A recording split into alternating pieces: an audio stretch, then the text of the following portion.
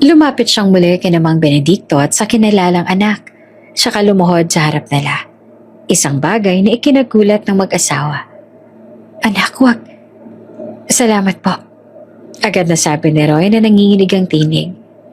Sa lahat po. Sa pagmamahal, sa pag-aaruga, sa pagturing sa akin bilang tunay na anak. Kahit wala naman po ako maibigay noon. Tumulo ang luha niya sa lupa. Kung ano man po ang mararating ko, kung sino man po ang maging ako balang araw, kayo pa rin po ang una kong tatawaging magulang.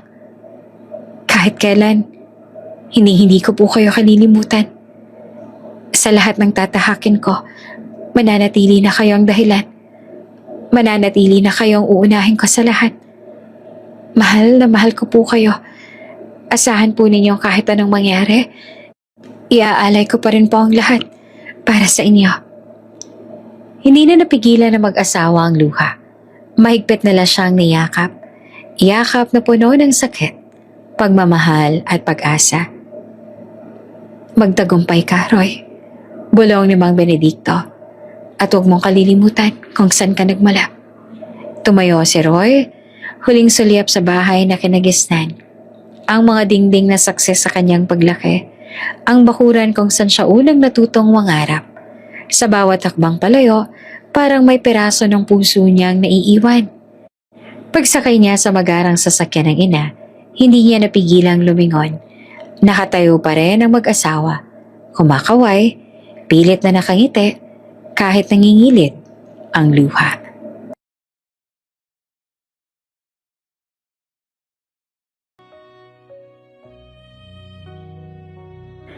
Hindi alam ni Roy Aguirre kung saan talaga siya nagmula. Kung ano nga ba ang kanyang tunay na pangalan. Hindi niya alam kung ano ang race niya, kung saang bansa siya nagmula. Wala siyang ideya sa lahat ng tungkol sa kanya. Wala rin siyang alaala ng unang yakap ng isang inang nagsilang sa kanya. Ni ng boses ng isang tunay na amang tumawag sa kanyang pangalan. Ang tanging alam niya lang ay may mabait na mag-asawang umampon sa kanya. Si Mang Benedicto at ang asawa nitong si Aling Rosa. Sila ang nag-alaga sa kanya. Sila ang tanging nagmahal sa kanya. Sila ang tumawag sa kanya bilang anak. Sa kanila niya lamang naramdaman ang tunay na pagmamahal na hindi niya naranasan sa tunay niyang magulang. Hindi man sila mayaman, hindi man malaki ang kanilang tahanan, ngunit sa mga bisig nila, unang natikman ni Roy ang init ng isang pamilyang tunay na nagmamahal. Sanggol pa lamang siya noong inampon siya ng mag-asawa. Wala pang muwang sa mundo. Ngunit mula sa mga kwento na paulit-ulit na kinuwento ni Aling Rosa sa kanya tuwing gabi, alam niyang pinili at minahal siya ng mga ito. At kahit kailan ay wala silang pinagsabihan na itinuring nila siyang pamilya at anak. Hindi ka aksidente, anak. Laging sabi ng kanyang ina noong bata pa siya. Regalo ka ng may kapal. Ikaw ang pinakamagandang regalo ng Diyos sa amin ng papa mo. Nung dumating ka sa buhay namin, lalo pa kaming sumaya. Talaga po, Mama? Iyon naman ang tanong ng munting si Roy sa kanyang ama. Oo naman, maswerte kami na dumating ka sa buhay namin ng papa mo. Madalas kami noong magdasal sa simbahan na sana ay magkaroon na kami ng anak tapos bigla kang dumating. Ibig sabihin, ikaw ang sagot sa lahat ng aming mga dalangin. Maswerte rin po ako na kayo po ni Papa ang naging magulang ko. Kayo po ang pinakamabait at pinaka-the best. Mahal na mahal ko po kayo. At syempre, mahal na mahal ka rin namin ng Papa mo. Kapag nasasaktan si Roy sa sinasabi sa kanya ng ibang mga tao, palagi nilang pinapagaan ang loob niya. Hanggang sa natutunan na nga ni Roy na huwag nang pansinin kung ano pa man ang sinabi ng iba. Dahil ang mahalaga, meron siyang mapagmahal na magulang. Base pa lamang sa physical trait ni Roy, masasabi na agad na siya ay may lahi. Hindi Pilipino ang kanyang itsura. Iyon ang unang napapansin ng lahat. Minsan kinukutiya siya nung bata pa siya dahil doon. Ampon daw kasi, o kaya ay anak ng engkanto. Mestizo ang itsura niya. Matangos ang ilong, mas maputi kaysa sa karamihan sa kanilang baryo at may mga matang kakaibang kulay. Anak banyaga, sabi pa nga ng iba. Ngunit kailanman ay hindi pinaalam ni Mang Benedicto kung sino ang tunay niyang mga magulang. Hindi dahil ayaw nila na nalaman niyang totoo, kundi dahil wala rin silang alam. Ngunit hindi iyon naging hadlang upang mahalin siya ng buo. Dahil kailanman, hindi nila pinaramdam kay Roy na siya'y iba. Lumaki si Roy sa bukid, nasanay sa amoy ng lupa tuwing umaga, ang tunog ng kuliglig sa dapit hapon, ang pawis at sakripisyo ng mga magulang niyang magsasaka na kailanman hindi nagreklamo sa hirap ng buhay at nagpalaki sa kanya. Bata pa lamang siya ay sanay na siyang tumulong, magdala ng ani, magkakot ng kahoy at maglinis ng maliit nilang kubo. Gustong gusto rin ni Roy tuwing sinasama siya ng kanyang ama sa bukid para mag-ani. Bukod kasi sa malaya siyang gawin ng lahat at napakaganda pa ng tanawin, pakiramdam niya rin kahit papaano gumagaan ang mabigat na gawain ng kaniyang mga magulang sa bukid. Dahil nakakatulong din siya kahit papaano. Mag-aral ka ng mabuti anak. Iyon din palaging paalala ni Mang Benedicto sa anak. Ito lang ang yaman na maibibigay namin sa iyo. Hindi kami nakapag-aral ng mama mo, kaya pangarap namin na makapagtapos ka ng pag-aaral. Ang edukasyon ang isang bagay na kailanman ay hindi mananakaw sa iyo ni numan.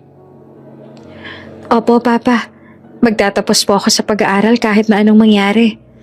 Iaahon ko po kayo ni Mama sa hirap at ipaparanas ko po ang lahat sa inyo. Sa kabila ng pagiging payak ng kanilang pamumuhay, maayos naman ang takbo ng kanilang buhay. May sapat silang pagkain dahil sa mga masipag sa bukid ng kanyang magulang. May bubong silang masisilungan at higit sa lahat, may pagmamahalan. Ngunit hindi lahat ay masaya para sa kanila. Kasi kahit walang-wala sila sa buhay, may mga taong naiinggit pa rin sa kanila. Siguro na nga talaga ang mga tao. Makita ka lang masaya, naiinggit sila dahil syempre gusto nila na sila lang masaya. Mula pa lamang sa simula, ramdam na ni Roy ang malamig na tingin ng mga kamag-anak ni Mang Benedicto. Kahit nawala naman silang ginagawa, ay galit na galit pa rin ang mga ito sa kanila. Sa totoo lang, nagtataka na rin si Roy kung saan ba nanggagaling ang galit sa kanila ng mga ito kasi wala naman talaga siyang nakikitang dahilan. Ang mga kamag-anak nila, mga kapatid ng kanyang amain, ang mga may kaya sa buhay, mga may lupain, mga nakatira sa sementadong bahay na may gate at bakod. Kaya sa tuwing may pagtitipon tulad na lang ng kasal, binyag o simpleng salo-salo na kung saan ay kailangan nila na makihalubilo sa iba ay laging may mapanglait na tingin, palihim na bulungan at mga salitang hindi man diretsa ang sinasabi ay malinaw ang ibig ipahiwatig. Sayang nga lang ang lupa sa pamilyang yan. Minsang narinig ni Roy na bulong ng isang tiyahin. Napunta lang sa magsasaka na hindi naman alam kung paano ito mapapaunlad. Isama mo pa yung batang ampon. Dagdag ng isa. Hindi naman tunay na dugo pero mas nakikinabang pa sa lupa kaysa sa atin. Ang magulang natin ang bumili ng lupa. Binigay lang kay Benedicto pero hindi ibig sabihin nun may karapatan na rin doon ang isang bata na di malang nila kaano-ano. Dapat ay hindi yan nakikinabang doon. Bata pa si Roy, ngunit sapat na ang talas ng kanyang pandinig upang maramdaman ang pait. Matalino rin siya kung kaya nauunawaan niya ang lahat. Isang araw, malinaw pa rin sa alaala ni Roy. Tila ba kahapon lamang ang insidenteng tuluyang nagmulat sa kanya sa kalupitan ng mundo. Nagtipon ang buong pamilya sa bahay ng isang tiyuhin. Nandoon si Mang Benedicto. Tahimik lang na nakaupo sa sulok. Habang ang iba'y nag-uusap tungkol sa lupa. Ang lupang minanaraw nila sa kanilang mga magulang. Nako, Benedicto, malamig na wika ng isa. Baka naman pwede nang ipasa sa amin yung kalahati ng lupa mo. Total, hindi mo naman yan kayang paunlarin. Tsaka, hindi ba ang sabi ng ating mga magulang bago sila pumanaw na dapat lahat tayong mga anak nila ay makinabang roon? Nanlaki ang mga mata ni Roy. Napatingin siya sa kanyang ama na para bang inaasahan nito na darating ang sandaling ito. Bata pa siya, ngunit alam niyang mali ang hinihingi ng mga ito. Dahil lahat naman ng mga kapatid ng kanyang ama ay binigyan din ng pantay na lupain. Pero gusto pa rin nilang kunin ang parte ng kanyang ama. Tahimik lamang sa Benedicto. Hindi naman sa inaapi ka namin. Dagdag pa ng isa. Mas mapapakinabangan lang ang lupang yan sa amin kasi may mas alam kami at saka dapat lang naman na makinabang din kami ron. Hindi lang dapat kayo ng asawa mo at ng ampon mo. Hinawakan ni Roy ang laylayan ng damit ng ama. Tay, mahina niyang tawag. Ngunit ngumiti lamang si Mang Benedicto. Isang ngiting puno ng pagod, ngunit walang galit. Siguro, pagod na rin ang kanyang ama na ang parte nito sa lupain ang laging nagiging sanhi ng gulo nilang magkakapatid. Sige, wika ng kanyang ama sa wakas. Kung sa tingin ninyo ay yun ang makakabuti, ipapaubaya ko na sa inyo ang lupain para na rin matapos ng anumang sigalot sa ating mga pamilya. Parang may bumagsak sa dibdib ni Roy. Kasi hindi naman diretsahang sabihin ng kanyang ama. Dama niya rin ang lungkot nito. After all, ang lupa na yon ay nagmula pa sa magulang nito. Tapos biglang kukunin na lang ng iba. Kinuha ng mga kamag-anak ang halos kalahati ng lupain. Walang bayad, walang kasunduan, at kahit malinaw ang pananamantala, hindi man lang sila nakarinig ng reklamo mula sa mag-asawa. Pinili nilang magpakumbaba upang hindi na lumalim pa ang gulo.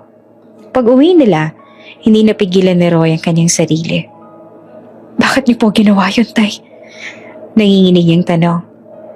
Bakit niyo po hinayaan na kunin nila ang lupa natin? Hindi po ba iyon lang ang tanging sakahan na meron tayo? Tsaka hindi po ba sabi ninyo noon lahat naman kayo magkakapatid ay may pantay-pantay na parte sa lupain? Nanamantala po sila. Gusto po nila sa kanila lang lahat. Pero bakit po hinayaan niyo lang sila? Anak, mahinahon nitong sabi. Hindi lahat ng laban ay kailangan na ipaglaban sa galit. Kung hindi ko yun ibibigay sa kanila, ay lalo lamang nila tayong guguluhin. Ayoko na magkaroon tayo ng kaaway lalo na ang mama mo kaya hinayaan ko na lang. Sigurado rin ako na kung hindi ko ibibigay sa kanila ang lupa, ay ikaw naman ang kanilang pag-iinitan. Gusto kong wala ka na rin kahit anong inaalala, maliban sa pag-aaral mo. Pero, inaapi po nila kayo. Marahan ang umiti ang ama. Hindi natin kontrolado ang ginagawa ng iba. Pero kontrolado natin kung paano tayo tutugon. Baka may dahilan sila. At kung wala man, mababawi rin natin ang lupa. Balang araw. Napatingin si Roy sa mga palad ng ama. Magaspang, puno ng kalyo, tanda ng taon ng pagtatrabaho. Sa sandaling iyon, may isang pangakong tahimik na nabuo sa puso ng bata. Hindi siya papayag. Hindi niya hahayaang manatiling aping-api ang mga taong tumanggap at nagmahal sa kanya ng walang kapalit. At kahit hindi pa niya alam kung sino talaga siya o kung saan siya nagmula, malinaw sa kanya ang isang bagay. Si Mang Benedicto at Aling Rosa ang kaniyang pamilya. At balang araw, ipapakita niya sa mundo na ang batang ampon, ang batang hindi kanila, ay magiging dahilan upang mabawi ang lahat ng kinuha sa kanila. Hindi man naranasan ni Roy ang marangyang buhay na tinatamasa ng kanyang mga pinsan, ang mga sapatos na laging bago, ang mga bag na may tatak, ang mga paaralang malayo sa baryo na tila ba ipinagmamalaki ng buong angkan. Busog na naman siya sa isang bagay na kailanman ay hindi nabibili ng pera. Ang pagmamahal. Madalas siyang pinapainggit ng mga kamag-anak nila. Pinaparinig ng kung ano-ano. Nilalait pa sila kasi di raw nila afford ang mga bagay na afford nila. Pero baliwala iyon sa kanya. Araw-araw pagising niya sa umaga, naroon ang mahinang haplos ni Aling Rosa sa kanyang buhok. Ang pag-aalaga nito sa kanya bago siya pumasok sa eskwela at ang bilin nga ng mga ito sa kanya. Sa mga simpleng sandaling yon, hindi kailanman naramdaman ni Roy na may kulang sa buhay niya. Ngunit hindi iyon ang nakikita ng iba. Para sa mga kamag-anak ni Mang Benedicto, ang buhay ay nasusukat sa lupa, sa pera, sa apelyido, at sa kung gaanong kataas ang narating ng isang tao. At sa sukatan na lang yon, si Roy at ang pamilyang kumupkop sa kanya ay palaging kapos. Hindi niya maintindihan kung bakit. Sa kabila ng katahimikan at kabutihan ni namang Benedicto at Aling Rosa ay tila ba hindi nauubos ang galit at panlalait ng mga kamag-anak. Wala naman silang inaagawan, wala silang ipinagyayabang, walang inaapakan.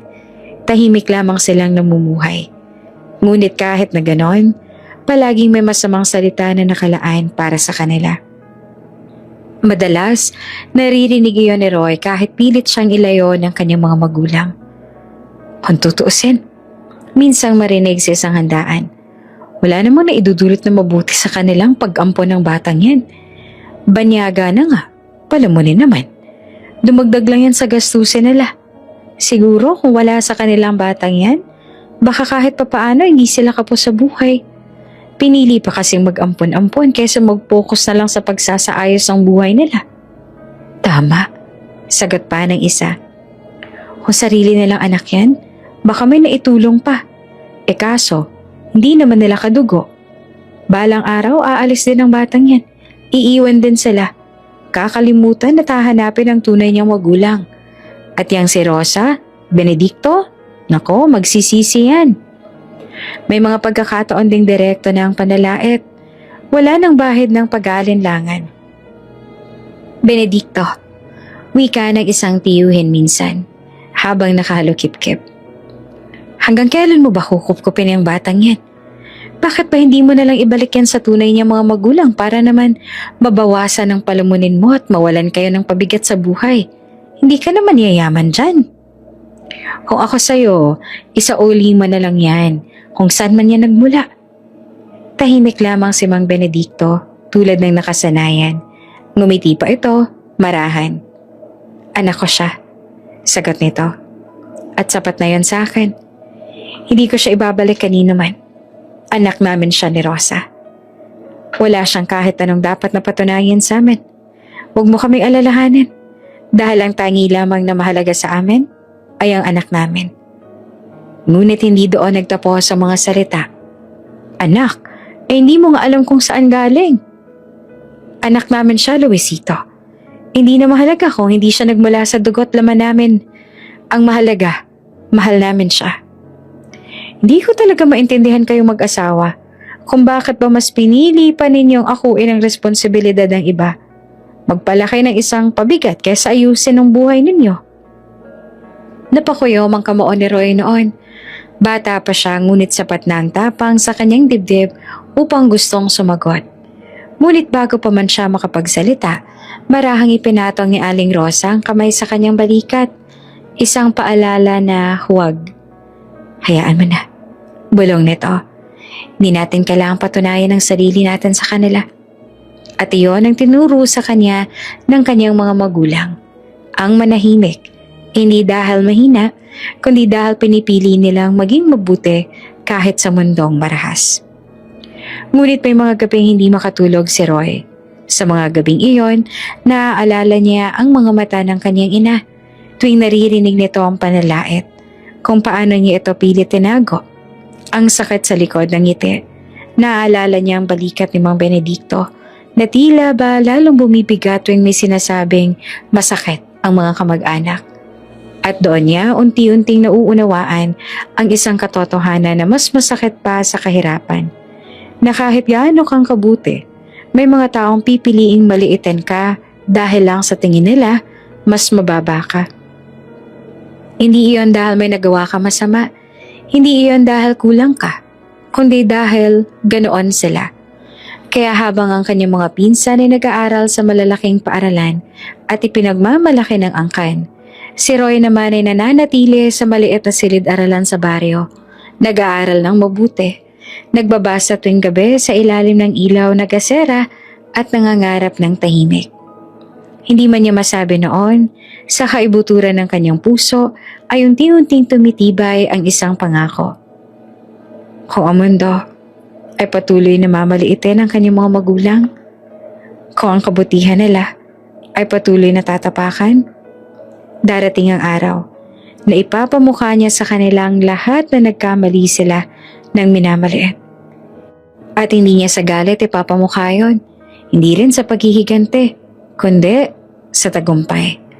At sa araw na yon, Ang batang banyagang inampo ng isang magsasaka ay hindi na lamang tatawaging walang naitulong, kundi magiging patunay na ang inaapi nilang mga magsasaka ay kayang magpalaki ng isang taong hindi kailanman kayang maliitin ng mundo.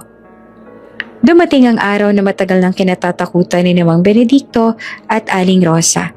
Ang araw na alam nilang darating, ngunit palagi nilang pinagdarasal na sana'y huwag na lamang mangyari.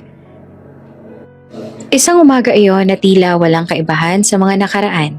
Maaga pa, sumilip pa lamang ang araw sa likod ng kabundukan at naroon na si Roy sa bakuran. Nagwawalis ng tuyong dahon. Ngunit may kung anong mabigat sa hangin. Isang pakiramdam na hindi niya maipaliwanag hanggang sa may huminto sa tapat ng kanilang maliit na bahay. Isang itim na sasakyan. Makintab, mamahalin at halatang hindi pangkaraniwan sa kanilang lugar. Napatingin doon si Roy. Gayon din si Mang Benedicto at Aling Rosa. Mula sa sasakyan ay bumaba ang isang magandang babae. Elegante ang tindig. Nakasuot ng halatang mamahaling damit. May suot itong salamin sa mata, kaya lalo pang naging elegante ang dating nito. Sa kabila ng confident nitong itsura, hindi noon maitago ang panginginig sa kanyang mga kamay. Lumapit ang babae sa kanila. Mabagal ang hakbang, ngunit halatang nag-aalinlangan at may takot. Nanatili naman ang tingin ni Roy sa babae, hanggang sa huminto ito. Tinanggal ang suot na salamin. Ngumiti ito. Halatang nagpipigil ang iyak habang nakatingin kay Roy. Sa mga mata nito ay kitang-kita ang matinding pangungulila na para bang napakatagal ng panahon na hiniling nitong muling makita si Roy. At sa mga sandaling iyon, hindi rin mawari ni Roy ang nadarama. Ngayon niya lamang nakita ang babae. Ngunit para bang matagal niya na itong kilala, na para bang may malaking parte ito sa kanyang buhay. Sino siya, Mama? Tanong ni Roy sa ina noon na nakatitig lamang sa bagong dating na babae. Hindi naman magawang mapangalanan ni Roy ang emosyon ng magulang niya. May takot at mayroong ding lungkot. Ako si Helena, mahinang sabi ng babae. Ako ang iyong tunay na ina, Roy. Parang huminto ang oras ang sandaling narinig niya iyon. Nanlaki ang mga mata ni Roy. Hindi siya makapaniwala na ang babaeng kaharap nila ngayon ay ang tunay niyang ina na akala niya ay kailanman hindi niya na makikilala. Hindi, nagkakamali ka lang po siguro. Halos pabulong niyang sambit. May mga magulang po ako. Noong bata pa si Roy, gusto niyang makilala ang tunay niyang magulang. Ngunit patagal na panahon niyang tinanggap na wala na sila.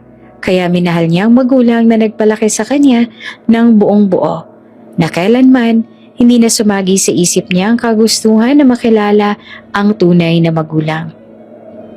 Kaya ngayon, hindi niya itatanggi na sa kanyang puso may galit na nabuo. Galit kasi nagawa nila na pabayaan siya. At ngayon, natanggap niya na ang lahat. At saka rin ito babalik na para bang walang nangyari. Hindi naman agad nakasagot ang babae. Sa halip ay tumingin siya kina Mang Benedicto at Aling Rosa, mga matang puno ng paghingi ng tawad. Anak, akong iyong tunay na ina. Iniwan lamang kita sa kanila noon kasi. Pero sila na ang magulang ko. Putol ni Roy. Alam ko, sabi nito, bakas ang pangingilid ng luha. At hindi ko yan ipagkakaila. Sila ang nagpalaki sa'yo. Sila naging magulang mo noong wala ako. Tahimik lamang ang mag-asawa. Ngunit sa mga mata nila, naroon ang takot na matagal na nilang kinikimkim. Bakit nagbalik ka na, Helena? Sa wakas ay tanong ni Aling Rosa. Anong sadya mo? Sumagot ang babae. Dumating ako para kunin si Roy. Gusto ko mabigyan siya ng buhay na karapat-dapat sa kanya. Mayaman ang ama niya. At tinanggap na siya ng pamilya ni Ilya. Ikakasal na rin kami sa susunod na taon. Alam na rin ni Ilya na may anak kami kaya gusto niya na nabuo ang pamilya namin. Tinatanggap na nila ako. Tinatanggap na nila ang anak namin ni Ilya kaya hindi po ako sasama. Agad namang sabi, dito ang buhay ko. Dito ang mga magulang ko. Lumapit siya kay Mang Benedicto at Aling Rosa. Mahigpit naman na hinawakan ng kanilang mga kamay. Tila ba natatakot na baka mawala sila sa isang iglap. Roy, anak, kailangan mong sumama sa akin. Gusto kitang makasama. Gusto kitang alagaan. Gusto kong maging ina sa'yo. Gusto kong mabuo ang ating pamilya at makabawi kami ng daddy mo sa lahat ng naging pagkukulang namin sa'yo noon. Hindi niyo kailangan na bumawi sa akin. Ayos naman ako. Masaya ako sa piling ng mga magulang ko. Kaya hindi ako sasama sa inyo.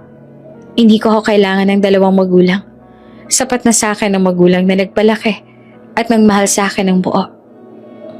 Ngunit marahang umiti si Mang Benedicto, ang ngiting pilit na matatag kahit basag na ang loob. Anak, sabi nito, minahal ka namin, hindi para ikulong ka dito. Ang bundok na ito ay ang buhay na hindi nararapat sa'yo. May ibang mas magandang bagay na nakalaan sa'yo na makakamit mo lamang kung sasama ka sa iyong tunay na ina. Suminghot si Aling Rosa, pilit pinipigilan ng luha.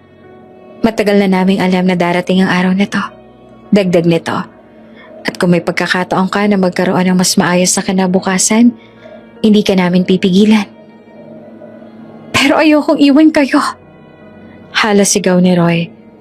Sumama na lang po kayo sa akin. Sasama tayo. Pero kung ako lang, ayoko. Wala po akong pakialam kung mas maganda ang buhay doon. Dahil kayo po ang buhay ko dito. Sa sandaling iyon, napaiyak na ng tuluyan si Aling Rosa. Huwag anak. Mahina nitong sabi. Ang probinsya, ang buhay namin. Dito kami masaya. Dito kami tumanda. At ikaw may kapalaran na nakalaan para sa'yo. Tumango si Mang Benedicto. Tama ang mama mo anak. Para kami dito sa probinsya at ikaw ay para sa piling ng tunay mo mga magulang. Mas maayos ang buhay na naghihintay sa iyo roon. Mas malawak na oportunidad. Hindi mo kami kailangang alalahanin ng mama mo dahil ayos lang kami dito. Tahimik ang umagang yon. Masyadong tahimik para sa isang paalam na babago sa buong buhay ni Roy. Nakatayo siya sa gitna ng munting bakuran.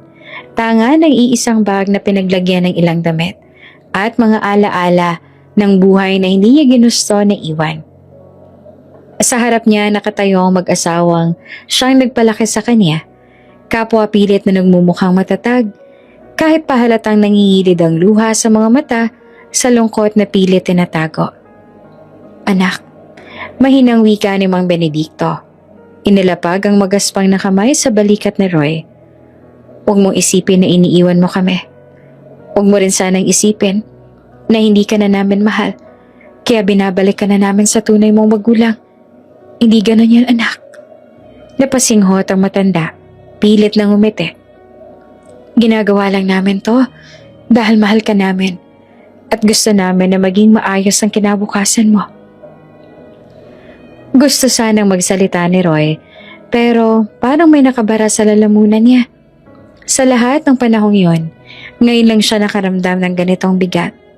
Parang may hinuhugot sa dibdib niya. Dahan-dahan, pero masakit. Hindi ko po kailangan ng marangyang buhay. Tuluyang nasabi ni Roy na basag ang boses.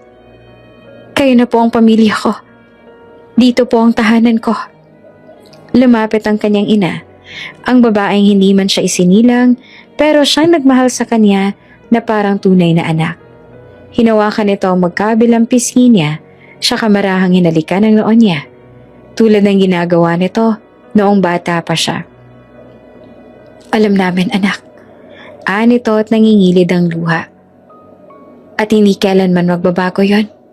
Pero anak, mas malaki ang mundo sa labas. Mas marami kang mararating. Huwag mong hayaang mananatili ka rito dahil lang sa amin.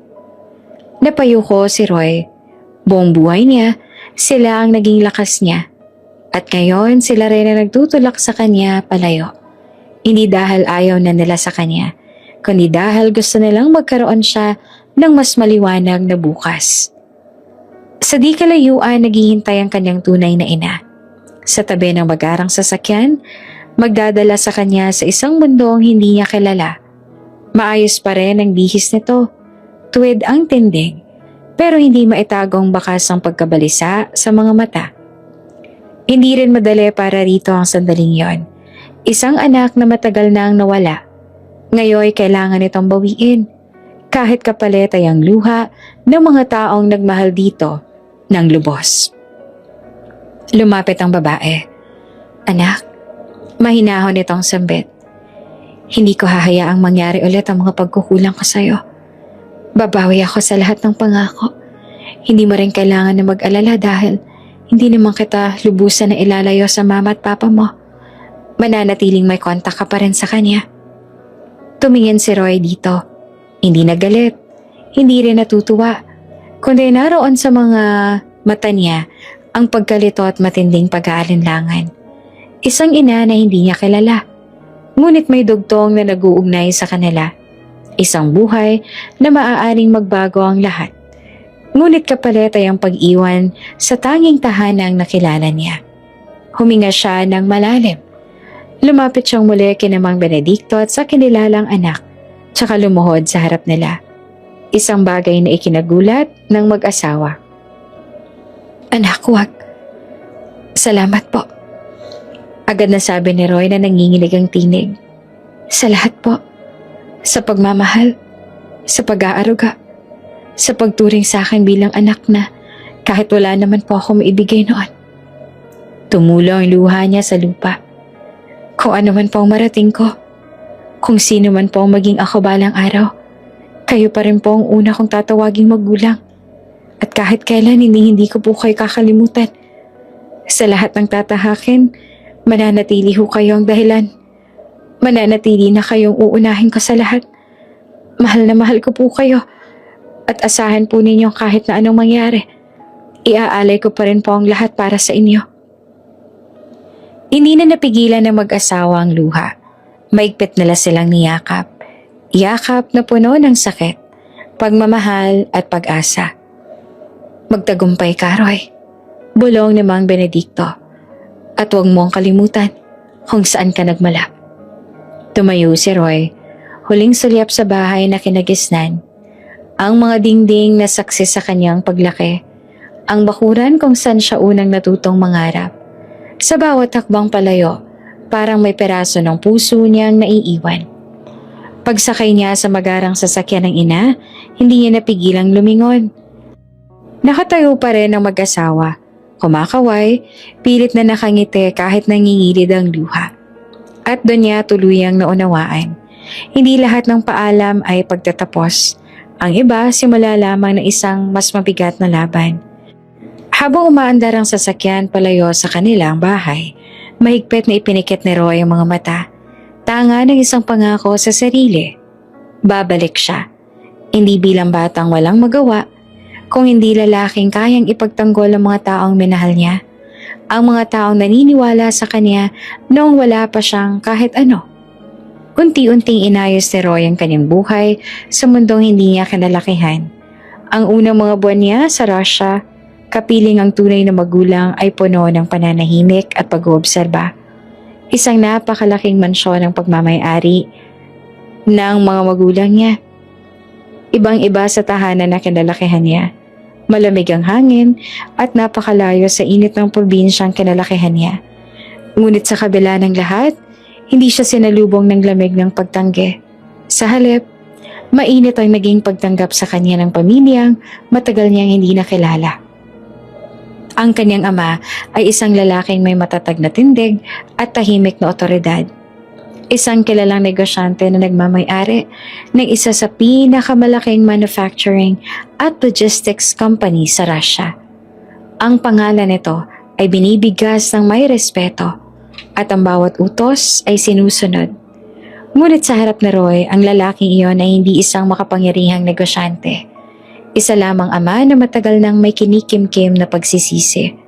Sa unang gabi ng formal na hapunan para sa kanya, tahimik ang lahat. Ang mahahabang mesa, kristal na baso, at ang mga pagkain hindi malang niya alam ang pangalan ay hindi nakapagpawi ng kaba sa dibdib ni Roy. Hanggang sa nagsalita ang kanyang ama. I've waited for this moment for so long. Marahang wika nito habang nakatingin ng diretso kay Roy. And yet, I don't know where to begin. Huminga ito ng malalim bago tumayo. Ang lahat ay napatigil. I failed you as a father. Diretsahang sabi nito. There is no excuse strong enough to justify my absence. Nagkatinginan ng mga taong nasa paligid, ngunit walang nangahas na magsalita. Kahit ang lolo at lola ni Roy ay hindi magawang makapagsalita. Nakatingin lang sila sa kanya. Naroon ang awa, matinding pangungulila, pagsisisi at saya dahil sa wakas, kasama na nila sila. I hate you. Patuloy nito, mabigat ang tinig. Not because I didn't want you, but because I was weak. Our family was tearing itself apart. There were threats, conflicts, and power struggles. I chose to protect the empire instead of protecting my son. Naramdaman ni Roy ang biglang bigat sa dibdib niya, ngunit nananatili siyang kalmado. Hindi galit, kundi pag-unawang nangibabaw sa kanyang puso. Lumapit ang kanyang ina, hinawakan ng kamay ng asawa. We thought we were doing the right thing. Umiiyak na sabi nito. We believed that keeping you away would keep you safe. But every night, I wondered if you were warm, if you were loved, if you were happy. Tahimik na tumango si Roy. Ipinaliwanag din sa kanya kung bakit hindi agad natanggap ng mga magulang ng kanyang ama ang kanyang ina. Na isa rin sa naging dahilan kaya kinailangan siyang itago. Dahil nagmula ang kanyang ina sa kalaban ng pamilyang Rozanov. Ibig sabihin, ay dapat magkatunggali ang kanyang magulang, pero hindi nila napigilan ang ibigin ng isa't isa. Naunawaan naman ni Roy ang lahat. Hindi niya na kailangan na alamin ang buong detalye. Inuunawa niya ang lahat-lahat at sinabi niya sa kanila na hindi nila kailangang pagsisihan ang kanilang ginawa. Dahil kung hindi nila iyon ginawa, ay baka hindi niya nakilala ang mga magulang na nagpalaki sa kanya. I was loved. Dagdag niya sa mahinahong tinig. Very much. I was raised by two people who had nothing, but they gave me everything. Kindness, values, and home. I never felt unwanted. I am no longer angry that you chose to leave me while you tried to fix everything in your life and for our family. I understand now, and I'm grateful because it allowed me to grow up with the best family I could ever ask for. My Papa Benedicto and Mama Rosa. Sandali na patungo ang kanyang ama at saka muling nagsalita. I am grateful to them, Anito, and ashamed that while they were raising you with love, I was building my success without you. Tumingin si Roy sa tunay na ama. Walang galit sa mga mata. I understand. Wika niya. You did what you thought was right at that time, and I survived because someone else chose me when you couldn't. Tumahimik ang silid. Pagkaraan ng hapunan sa pribadong silid-aklatan, doon tuluyang nagsalita si Roy sa mga magulang. Isang pakiusap na matagal niya nang kinikimkim. I have one request. Mariin niyang sabi. Anything? Agad na tugon naman ang kanyang ama. Please, huminga siya ng malalim. Don't take me away from the people who raised me. I don't want to choose between families. They are my parents too. Nagkatinginan ng kanyang ama at ina. Bago tuluyang ngumiti ang ama, isang ngiting puno ng paggalang. That will never happen. Matatag nitong sabi. They will always be part of your life. I owe them more than I can ever repay. Lumapit ito kay Roy at tinalapag ang kamay sa balikat niya. You are my son, wika nito. But you are who you are because of them. And I promise, you will never be forced to abandon the people who loved you when I couldn't. Sa sandaling iyon, may isang bagay na tuluyang gumaan sa dibdib ni Roy. Thank you, Dad. Maaaring mayaman ang mundong kinaharap niya ngayon. Maaaring puno ito ng kapangyarihan at impluwensya. Ngunit alam niya ang tunay na yaman niya ay ang kakayahan niyang mahalin at manatiling tapat sa pinanggalingan niya. At sa unang pagkakataon, mula nang iwan niya ang probinsya, nakatulog si Roy ng payapa. Dalang katiyakan na hindi niya kailangang talikuran ng nakaraan upang harapin ang hinaharap. Hindi naglaon matapos tuluyang manirahan si Roy sa piling ng kanyang tunay na mga magulang, sinubukan ng mga ito, lalo na ang kanyang ama, na kumbinsihin ang mag-asawang nagpalaki sa kanya na manirahan na rin sa Russia. Para sa kanila, iyon ang tila pinakamaliit na paraan upang masuklian ang kabutihang hindi kailanman matutumbasan ng salapi. Isang gabi, habang magkasamang nag-uusap sa sala, marahang sinabi ng kanyang tunay na ama, "They should live here with us. They deserve comfort, security, and everything they were never given." Tahimik lamang si Roy noon. Ngunit alam niyang hindi magiging madali ang hiling na yon kasi nahuhulaan niya na rin ang pasya ng kinalakihan niyang mga magulang. Tinawagan nila si Mang Benedicto at ang asawa nito sa probinsya. Sa video call, malinaw pa rin ang simpleng bahay. Ang likod bahay na may tanim na gulay at ang anyong sanay sa araw at lupa ng mag-asawa. "Please, come here with us." Mahinahong sabi ng ama ni Roy sa Ingles, tsaka isinali naman ni Roy, "We want you to live with us. You don't have to worry about anything anymore."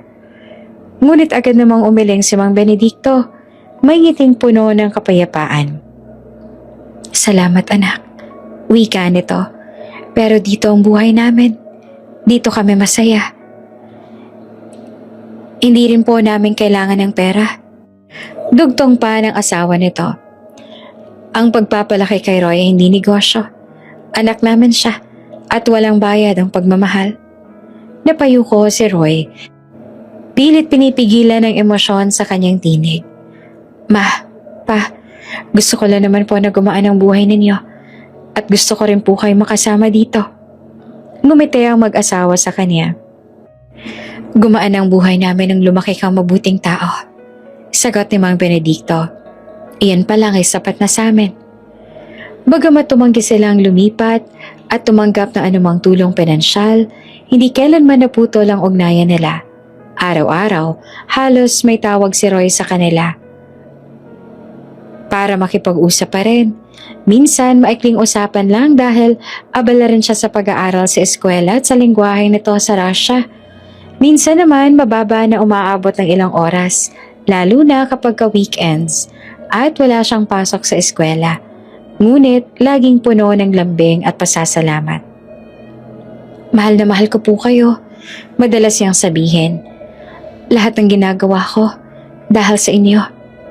At sa tuwing sasabihin niya ang mga pangarap niya, ang pagtatapos ng pag-aaral, ang paghawak sa kumpanya ng kanyang ama, ang mga planong palawakin pang negosyo, lagi niyang dinadagdag ang isang pangako. "Balang araw, kapag maayos na ang lahat, isasama ko po kayo sa Russia. Dito na po tayo titira at ibibigay ko sa inyo ang lahat." Ngunit ngingiti lamang ang mag-asawa. "Hindi mo kami kailangan na isama sa mga plano mo, anak," wika ni Aling Rosa. "Ang mahalaga, maayos ang buhay mo. Ayos na kami dito." Ngunit mariing iiling si Roy, puno ng determinasyon ang mga mata. "Hindi po. Kahit anong plano ko sa buhay, kasama ko po kayo. Dahil kayo po ang tunay kong yaman. Kayong pinakamamahal kong mama at papa." At sa mga sandaling iyon, kahit magkakalayo ng bansa at klima, iisa ang tibok ng kanilang mga puso. Pinagbuklod ng pagmamahal na hindi kailanman binili, hindi kailanman pinagpalit, at hindi mawawala. Lumipas ang maraming taon, mga taong puno ng pagsubok, pagpupunyagi at tahimik na paghubog sa pagkatao ni Roy, o mas kilala na ngayon sa mundo ng negosyo bilang Stellan Ramon Rosanov, ang tunay niyang pangalan. Dala na ang apelyido ng dugong dumadaloy sa kanyang mga ugat, at ang pangalan na ngayon kinatatakutan at hinahangaan sa business industry sa Russia. Ang Rosanov Group ang napakalaking conglomerate na may hawak sa manufacturing, logistics, energy at real estate. Tuluyan ang napasakamay ni Stellan.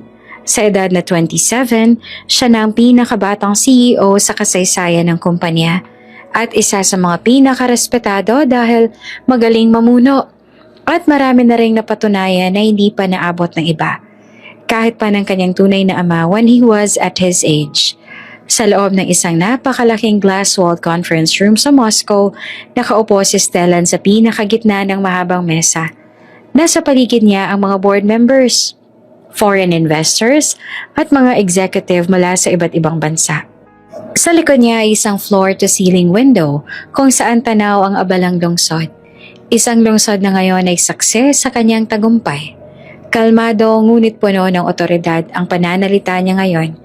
Ibang-iba kapag kausap niya ang mga magulang na nagpalaki sa kanya. Our Q3 growth has exceeded projections by 12%. The new logistics expansion in Southeast Asia is already paying off. And our manufacturing automation has reduced costs by nearly 20%. Tahimik ang buong silid habang nagsasalita siya. Walang kahit isang naglakas loob na magputol sa kanyang paliwanag. One of the senior investors leaned forward, visibly impressed. Halatang halata kasi sa kumpanya ni Roy o mas kilala na ngayong Stellan at base na rin sa pananalita niya na alam niya kung ano ang kanyang sinasabi. Mr. Rosanov, I've been in the industry for over 40 years and I have never seen a turnaround as strategic and fast as what you've done with this company. Wika ng isang senior executive, kaya maging si Elian Rosanov, ang kanyang tunay na ama, ay napangiti rin at halatang proud na proud sa anak. Another executive nodded. You didn't just maintain your father's legacy. You elevated it. The Rosanov Group is stronger than it has ever been. A third one added with a smile. Honestly, Mr. Stellan, you're not just a CEO. You're a visionary. Bahagyang ngumiti si Stellan. Hindi mayabang, hindi rin mapagmataas. Kahit sanay na siyang tumanggap ng papuri. Walang yabang na dumadaloy sa kanya dahil sa kaibuturan ng kanyang puso, alam niyang ang lalaking pinupuri nila ngayon ay minsang isang batang namumuhay sa putik at bukirin. Naglalakad ng ilang kilometro para lamang makapasok sa paaralan. Thank you, he replied politely. But none of this would be possible without the people who believed in me and worked with me. This company is not built by one man. It is built by everyone in this room. Nagpalakpakan ng buong silid. Tahimik na nakaupo ang kanyang biological parents, ang kanyang ama na si Elian Rosanov at ang kanyang ina naman na si Helena. Pareho silang nakangiti, ngunit hindi iyon ang ordinaryong ngiti ng mga taong nasa isang business meeting. Iyon ang ngiti ng mga magulang na nakikita ang anak nilang minsang nawala. Ngayon nakatayo sa rurok ng tagumpay. Helena then wiped a tear from her eye. That's our son, she whispered softly. That's Stellan. Ilya nodded, his voice thick and with pride. He is everything we hoped he would become, and more. Matapos ang meeting, lumapit ang mga executives kay Stellan upang personal siyang batiin. Mr. Rosanov, working under your leadership has been the greatest experience of my career. You have changed the way this company operates. We trust you completely. You're going to take Rosanov Group to the global stage. One by one, tinanggap ni Stellan ang kanilang mga salita. Ngunit sa kanyang isipan, may ibang boses siyang naririnig. Ang boses ni Mang Benedicto na minsan nagsabi sa kanya, lumaki kang mabuting tao, anak. Iyon ang pinakamahalaga. Kaya kailanman hindi lumaki ang kanyang ulo at marunong pa rin siyang tumanggap ng pagkakamali at alam niya na hindi niya hawak ang mundo. Hindi to umiikot para lang sa kanya. Matapos ang lahat, naglakad siya papalabas ng conference room kasama ang kanyang mga magulang. His mother held his arm gently. I'm so proud of you, Stellan. You've done so well. Ngumiti siya sa kanyang ina. I only did my best, Mom. Ilian placed a hand on his shoulder. You didn't just do your best. You became someone greater than we ever imagined. Huminto si Stellan sa paglalakad at tumingin sa kanila. I became who I am because I was loved, he said quietly. Not just by you, but by the people who raised me. May bahagyang kirot sa puso ni Helena, ngunit may kasamang pag-unawa. I know, she said softly, and we will always be grateful to them. Mula sa isang batang inampon na mag-asawang magsasaka at lumaki sa bukid, hanggang sa pagiging isa sa pinakamakapangyarihang negosyante sa Russia, ang paglalakbay ni Stellan Ramon Rozanov ay hindi lamang kwento ng tagumpay sa pera at kapangyarihan.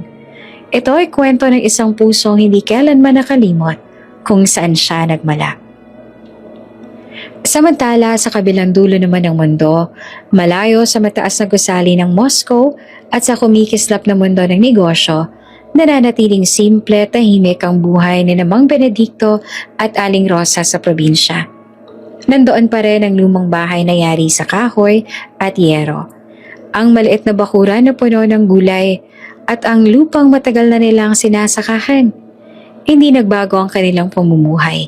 Kahit pa ang batang inampon nila noon ay isa na ngayong tanyag na negosyante sa Russia. Maraming beses na nagpadala si Roy o si Stellan Ramon Rozanov ng pera, tulong at maging alok na lumipat sila ng ibang bansa. Ngunit, paulit-ulit din niyong tinanggihan ng mag-asawa. Hindi namin panalaki si Roy para bayaran niya kami. Madalas sabihin ni Aling Rosa sa mga taong nagtataka. Anak namin siya. Dahil mahal namin siya. Hindi dahil may kapalit. Ngunit hindi iyon naiintindihan ng lahat. Sa tuwing may pagtitipon sa baryo o may nagkakatipon-tipon ang mga kamag-anak ni Mang Benedicto, palaging may masasakit na salita. Nasaan na bang anak ninyong banyaga? Mapanuyang tanong ng isa. Hindi nila alam ang totoo na nasa Russia na si Roy kasama ang tunay nitong magulang. Ang alam lang nila ay nasa syudad si Roy para mag-aral. Ayaw din kasi na mag-asawa na ipaalam sa kanila ang totoo kasi alam nila ang takbo ng utak ng mga ito. Magbabait-baitan sa kanila at baka gamitin pa ang koneksyon ni Roy para lang makuha ang kanilang gusto. Ayaw niyang sinasamantala ang anak nila. Nag-aaral na yun ngayon sa syudad, di ba? E baka graduate na pero hindi man lang kayo matulungan. Sabi pa ng kapatid ni Mang Benedicto na si Luisito. O baka naman kinalimutan na kayo. Dugtong pa ng isa pa.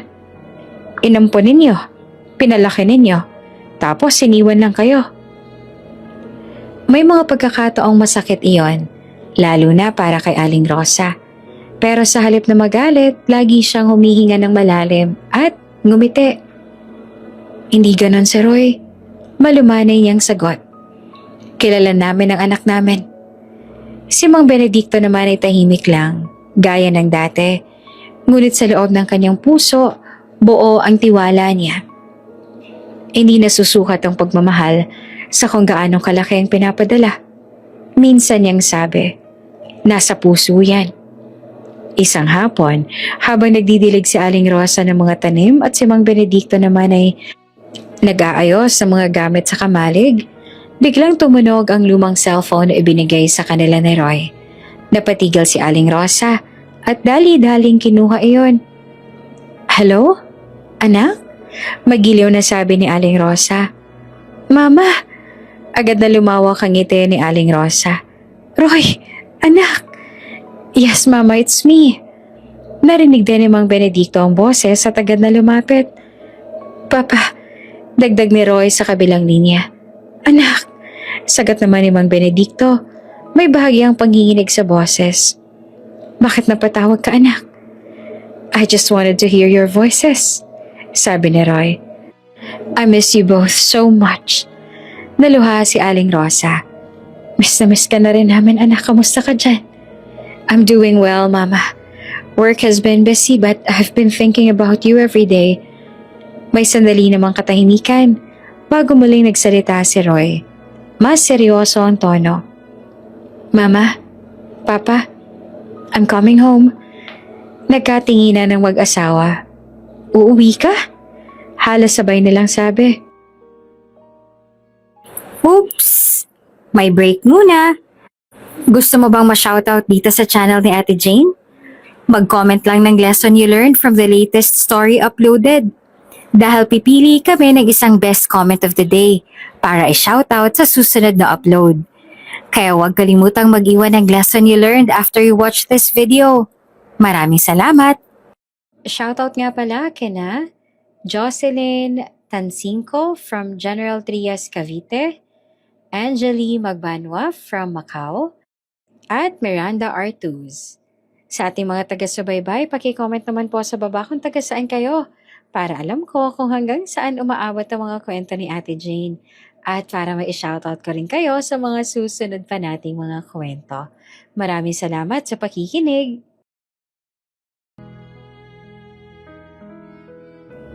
Yes, I'll be there soon. Nag-take po ako ng vacation leave sa kumpanya since naayos ko naman na po ang contract na ilang buwan ko nang pinaghahandaan. And I want to talk to you about something important. Humigpit ang hawak ni Aling Rosa sa telepono. Ano yun, anak? I want you to come with me. Mahinahon ngunit puno ng damdaming sabi ni Roy. To Russia. To live with me. You're not getting any younger. And I don't want to be so far away from you anymore. Natigilan ng mag-asawa. Anak, maingat na sabi ni Mang Benedicto. Alam mo naman ang buhay namin. Dito ang aming tahanan. I know, Papa. Sagot ni Roy. But I just want to take care of you now. It's my turn. Narinig ni Aling Rosa ang sinseridad sa boses ng anak. Bumisita ka muna, Roy. Malumanay niya ang sabi. Sakto rin magkakaroon ng family reunion dito sa baryo. Then it's perfect. I'll see you soon, Mama, Papa. Hihintayin ka namin, anak. Sagot naman ni Mang Benedicto. Pagbaba ng tawag, nagyakapan ng mag-asawa. Dahil sa wakas, makakasama na ulit nila ang kanilang anak. Sa kabila ng lahat ng masasakit na salita ng mundo, alam nila ang katotohanan na ang batang inampon nila noon ay hindi kailanman tumigil sa pagmamahal sa kanila. Sobrang sabik si Roy o si Stellan Ramon Rozanov sa mundo ng negosyo na muling bumalik sa Pilipinas. Ilang taon din ang lumipas mula nang huli niyang maramdaman ang sariwang hangin ng probinsya. Mula nang marinig niyang huni ng mga ibon tuwing umaga at ang boses na namang Benedicto at Aling Rosa na gumigising sa kanya. Boses na hindi niya lamang maririnig sa tawag, kundi sa personal na rin. Sa loob ng private plane, nakatanaw siya sa bintana. Ngunit ang nasa isip niya ay hindi ang mga kontrata. Hindi ang milyong-milyong dolyar na umiikot sa kanyang pangalan, kundi ang mga kamay na minsang humawak sa kanya noong siya ay isang batang walang alam sa mundo. Noong huling tumawag siya sa mag-asawa, may isang hiling siya noon. Na huwag niya munang ipaalam sa mga kamag-anak nila kung sino siyang talaga dahil nag-aalala sila para sa kanya. At nauunawaan naman iyon ni Stellan. Alam niya na ayaw lang ng magulang niya na abusuhin siya. Isa pa, gusto rin ni Roy na subukin ang ugali ng mga kamag-anak. Gusto niyang malaman kung nagbago ba sila at kung deserve ba nila ang tulong mula sa kanya. Hindi naman mahalaga sa kanya kung anong iisipin ng ibang tao kapag umuwi siya sa isang simpleng tao lamang at isipin nila wala pa rin siyang nararating sa buhay. Para sa kanya, ang gusto lang naman niya ay makauwi. Kahit ano pang suot niya, kahit anong sasakyan ang sakyan niya. Ang magulang niya lang naman ang gusto niyang makita. Sila ang pakay niya kaya hindi na mahalaga sa kanya ang ibang tao. Kaya't nang dumating siya sa probinsya, hindi siya dumating bilang isang kilalang Russian tycoon. Wala siyang convoy, wala siyang bodyguard. Isang simpleng sasakyan lang at isang maliit na bag ang dala niya. At sa sandaling bumaba siya sa terminal ng maliit na bayan, agad niyang naramdaman ang pamilyar na hangin. Sinabi niya sa magulang na hindi niya sila kailangang sunduin sa terminal Kasi tandaan niya pa naman ang daan patungo sa kanilang bahay, kaya dumiretso na siya roon. Si Roy ba yan? May boses na mula sa gilid ng kalsada. Lumingon siya at ngumiti. Opo. Nagbulungan ng ilang kapitbahay na nakakilala sa kanya. Grabe, ibang-iba niyang itsura mo, sabi ng isa. Mas lalo ka pang gumwapo. Para kang isang sikat na artista. Tsaka ang linis-linis mong tingnan na. Dagdag ng isa pa. Saang bansa ka na ba nagpunta, iho? Matagal ka ring nawala. Sabi ng isang matandang babae. Anong natapos mo sa pag-aaral? Nakapagtapos ka rin ba ng pag-aaral tulad ng mga pinsan mo dito? Ngumiti lamang si Roy. Hindi niya alam kung paano sasagot. Bago pa siya makapagsalita, lumapit si Aling Rosa. Siyempre, nakapagtapos po ang anak ko. May halong pagmamalaki sa boses. Masipag yan. Hindi yan pababayaan ng Diyos. Tumango naman si Mang Benedicto sa tabi niya. At sinabi rin napakasipag nga niya kaya hindi niya pababayaan ang pag-aaral. Inulan din ng papuri si Roy kasi ibang-iba na raw talaga ang kanyang itsura. Totoo naman yon. Sa katunayan ay hindi lamang sikat si Roy dahil sa pagiging magaling niyang CEO at kasalukuyan na dinodominate niya ang business world, kundi dahil na rin sa kanyang itsura. Napakagwapo niya. Kamukha niya ang amang si Rashan na naging isang modelo rin ng kabataan bago tinake over ang kumpanya.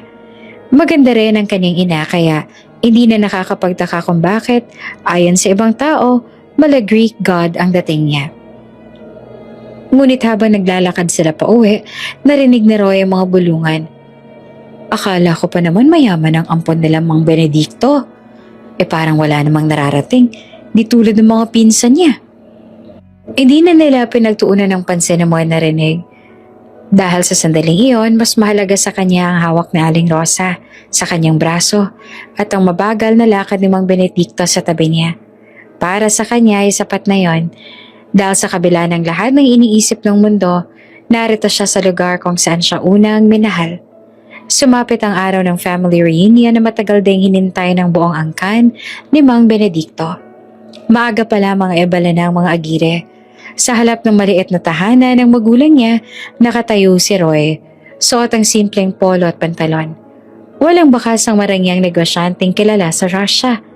Nagulat pa ang tunay niyang magulang na tumawag sa kanila kanina nang malaman na hindi niya gagamitin ang sasakyan nila, kundi tricycle ang kanilang gagamitin papunta sa venue.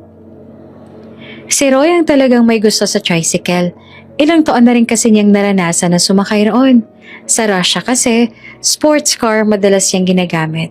O kaya ang kanyang Ducati at minsan may personal driver pa siya. Sa ngayon, gusto niya muna na i-enjoy ang simple lamang na buhay. Umandar ang tricycle at agad na sinalubong sila ng hangin at ingay ng kalsada. Mga naglalakad na tao, tindahan sa gilid at mga batang kumakaway. Napatingin si Roy, pinagmamasdan ng lahat. Grabe, bulong niya. Ganito pa rin pala ang pakiramdam. Nothing changes. Parang kahapon lang na nandito ako. Tuwang-tuwa rin si Mang Benedicto at Aling Rosa. Nakikita ang saya sa mukha ng anak na matagal nilang hindi nayakap. Pagdating nila sa venue, agad silang napatingin sa dami ng tao. May mga nakaparadang kotse sa gilid. May SUV, may pick-up, may sedan. Ang ilan ay may dalang mamahaling handbag at nakaayos na parang pupunta sa kasal. At nang makita nila na bumaba si Roy mula sa isang tricycle, biglang may mga matang napatitig agad sa kanila. Si Roy yun na. Bumalik na pala yung banyaga. Tricycle lang ang dala. Akala ko mayayamanin na yan. May mga nagbubulungan, may napapailing, at may tahasang tumingin mula ulo hanggang paa. Ngunit si Roy imbes na mainis ay ngumiti lamang. Hinawakan niya ang kamay ni Aling Rosa. Ma, okay lang kayo? Ngumiti ito. Oo anak. Nagbilin pa sa kanyang magulang na wag na lang pansinin ang kamag-anak nila. Naisip ni Roy na wala pa rin naman palang pinagbago mga kapatid ng kanyang ama. Masyado pa rin mapagmataas. Umaasa pa man din siya na nagbago na sila. Sa kabila ng mga matang mapanghusga at bulungan ng mga kamag-anak, Pumasok sila sa venue na taas na o. Dahil sa puso ni Roy, ang tunay na yaman ay ang dalawang taong kasama niyang maglakad. Pagkatapos ng maingay na salubong at ng pagbati ng kanilang kamag-anak, hindi nagtagal ay unti-unti nang nagkumpol ang ilang tiyuhin, tiyahin at pinsan sa paligid ni Roy, Mang Benedicto at Aling Rosa. Hindi iyon ang uri ng kumpol na puno ng saya dahil bumalik na siya, kundi ang uri ng puno ng pagsusuri, panghuhusga at mga tanong na may tinik. Roy, bungad ng isang tiyahin na nakapamewang. Narinig namin sa abroad ka raw pala nanatili at doon din nag-aral? Pero parang wala namang nagbago. Hindi mo malang napatuyuan ang magandang bahay ang mga magulang mo? Hindi mo malang sila nagawang iahon sa hirap? Napatingin ng iba, wari nag-aabang ng sagot. Ang mga pinsan mo, sabat ng isa pang kamag-anak. May mga negosyo na, may sasakyan, may bahay sa bayan. Ikaw, tricycle lang sinasakyan niyo rito. Iyan bang napala mo sa pag-alis mo? Tahimik lamang si Roy, nakangiti pa rin siya ng marahan. Kahit ramdam niyang unti-unting umiinit ang paligid. Hindi mo malang ba kayang bigyan ng maayos sa buhay ang mga magulang mo? Dagdag pa ng isa. Ang tagal mong nawala, tapos ganyan lang? Narinig ni Mang Benedicto ang lahat. Ngunit imbes na magalit, marahan itong hinawakan ng balikat na Roy. Hayaan mo na anak, bulong nito. Hindi natin kailangan na patunayan ang sarili natin.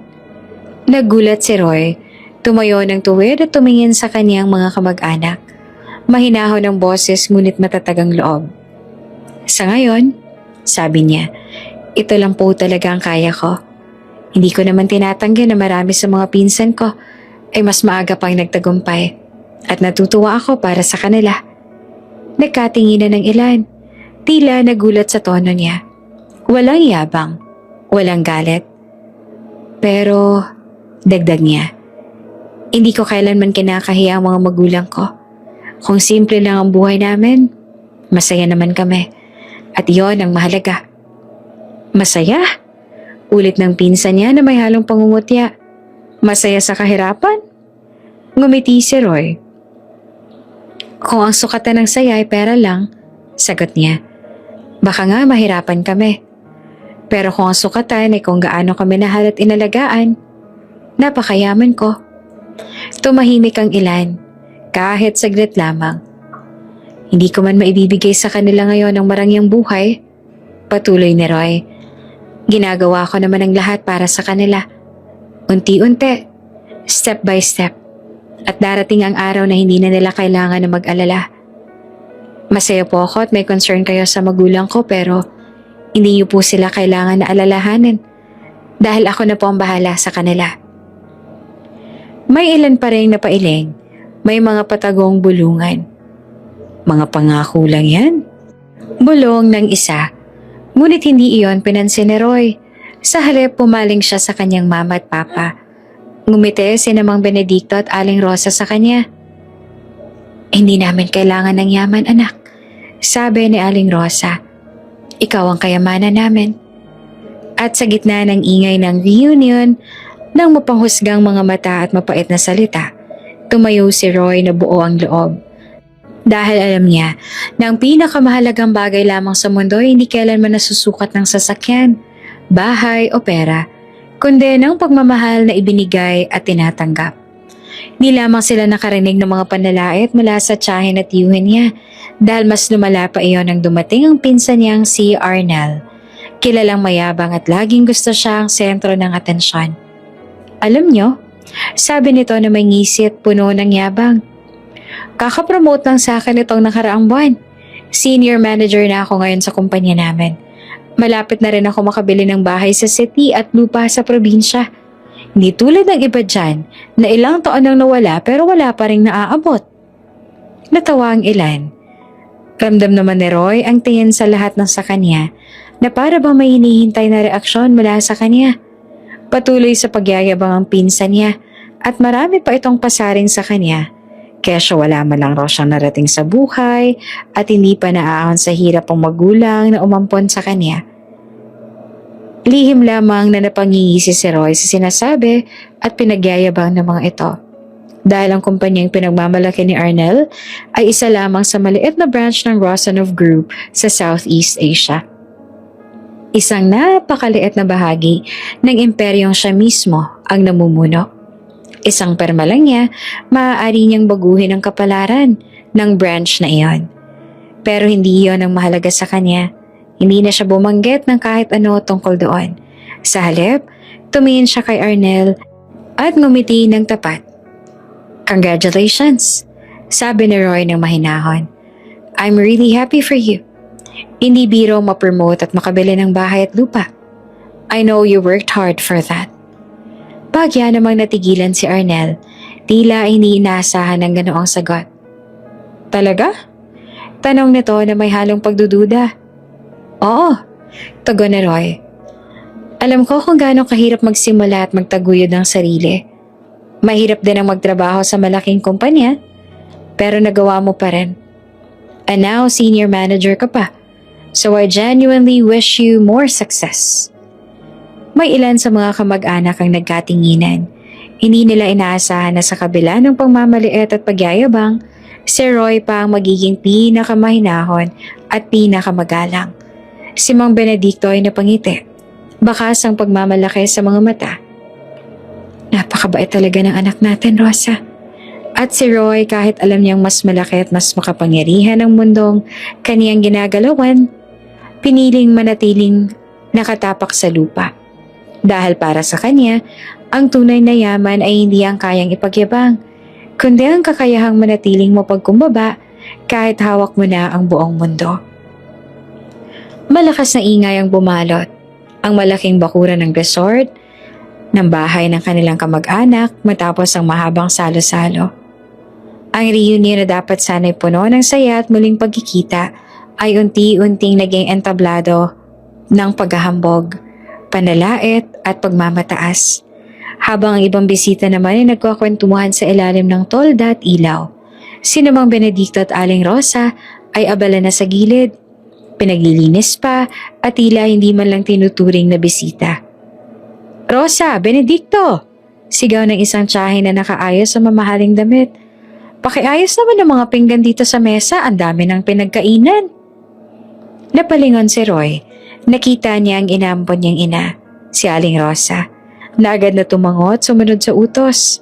Nagtagis ang panga niya at napansin naman ng mag-asawa na unti-unti na siyang nagagalit kaya ngumiti sila sa kanya na para bang sinusubukan siyang pakalmahin. "Ako na lang pong gagawa sa utos nila." Mahinang bulong ni Roy habang hinahawakan ng braso ni Aling Rosa. Ngunit ngumiti lang si Aling Rosa sa kanya, iyong ngiting puno ng lambing at pag-unawa. "Anak, sanay na kami ng tatay mo sa ganito. Huwag ka na mag-alala. Huwag mo nang abalahin ang sarili mong tumulong, hindi mo dapat ginagawa yan. Pero bisita rin po kayo dito. Hindi naman nila ako tunay na kamag-anak kaya ayos lang po sa akin kung ako nang gagawa sa utos nila. Ayos lang talaga kami, anak. Hindi mo kailangan na mag-alala." Ngunit sa puso ni Roy, parang may kumurot. Hindi niya matanggap na ang dalawang taong nagbigay sa kanya ng tahanan, pagmamahal at dignidad ay tatratuhing parang mga utusan sa harap ng kanilang mga kamag-anak. Habang pinupulot ni Mang Benedicto at Aling Rosa ang pinagkainan, may ilan pang kamag-anak ang nagbubulungan. "Iyan ba yung inampon nila?" Tanong ng isang babae sa katabi niya. "Parang wala namang naabot sa buhay, ano?"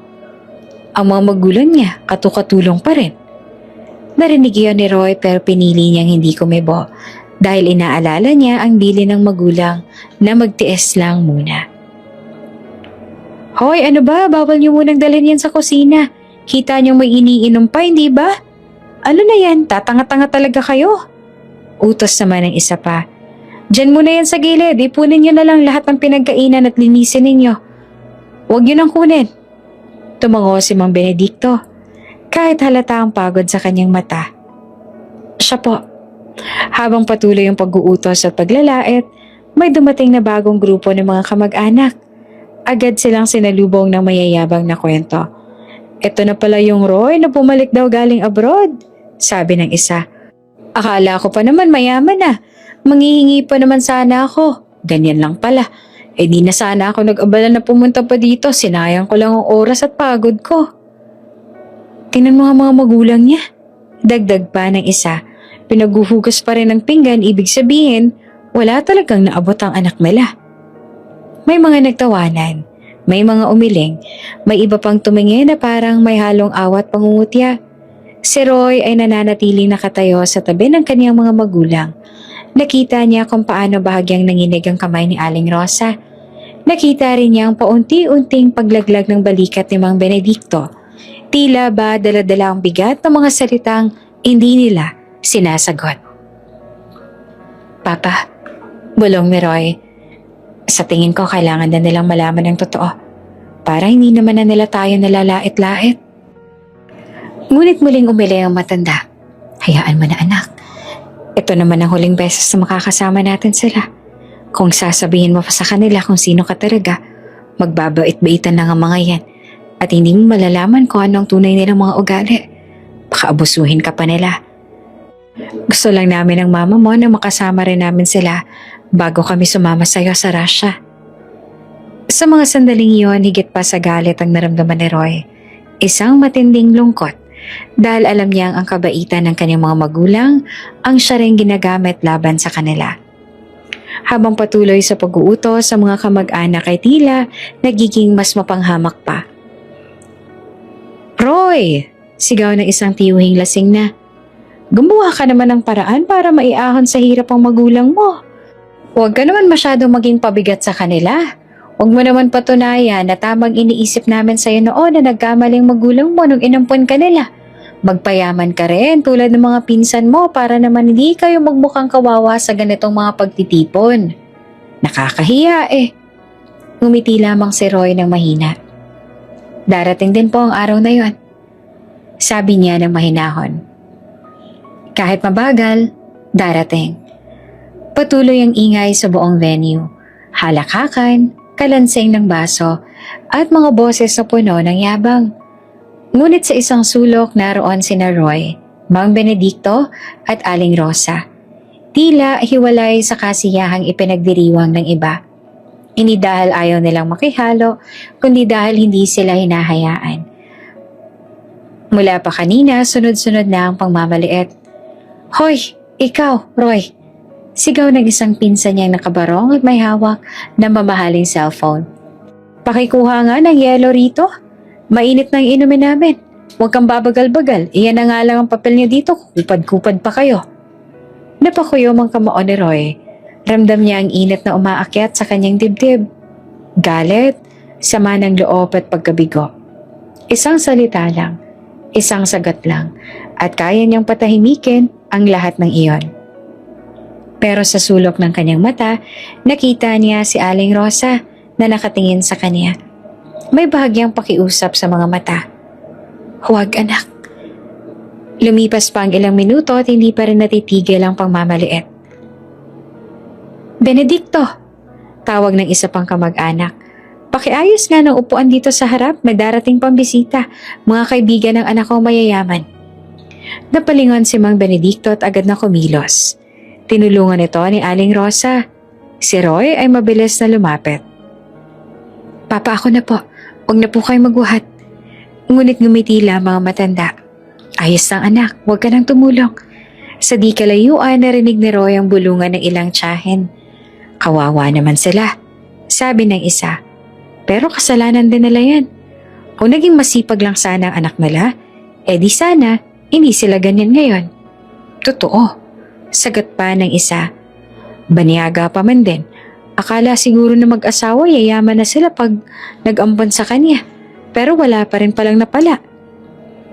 Biglang nagbago ang ihip ng hangin sa venue. Habang abala pang ilan sa mga kamag-anak sa pagtatawanan at patuloy na pangmamaliit kina Mang Benedicto at Aling Rosa, may ilang sasakyang huminto sa labas. Mga itim na van at mamahaling SUV na agad nakaagaw ng atensyon ng lahat. Isa-isang bumaba ang mga kaibigan ng anak ng isa sa kanilang kamag-anak. Nagkatinginan ng mga kamag-anak. Sino yan? Bulong ng isa. Mga kaibigan niya ni Neil. Iniimbita rin namin doon para makisaya. Nagtawanan ng mga ito nang pumasok, pero na makita nila si Roy na nakatayo sa tabi ni Mang Benedicto at Aling Rosa, agad silang huminto. Isa-isa silang yumuko ng bahagya. May galang at respeto. "Good evening, Mr. Rosanov," sabi ng isa sa kanila. "We're so happy that you're here." Sumunod ang iba. "It's an honor to finally meet you again, sir. We didn't expect to see you here in the Philippines."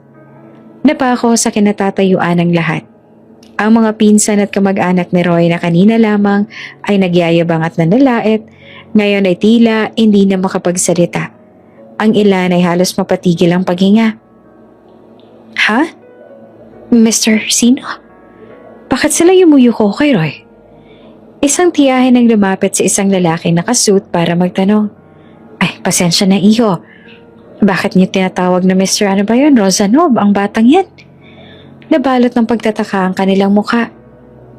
"Because he is Mr. Stellan Ramon Rosanov." Malinaw na sagot nito. Ano? At sino naman ang Stella na yan?" "The CEO of Rosanov Global Industries. The most successful businessman in Russia right now." Parang may sumabog sa gitna ng venue. Rosanov? CEO? Imposible. Hindi siya si Stellan Rosanov. Siya lang si Roy, ang ampon ng kapatid namin.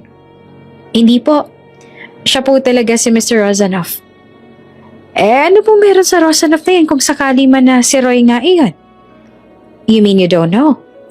The Rosanov Group dominates manufacturing, real estate, technology and logistics across Europe and Asia. We've been trying for years to coordinate with this company, but their scale is simply untouchable." Tinuro nito si Roy.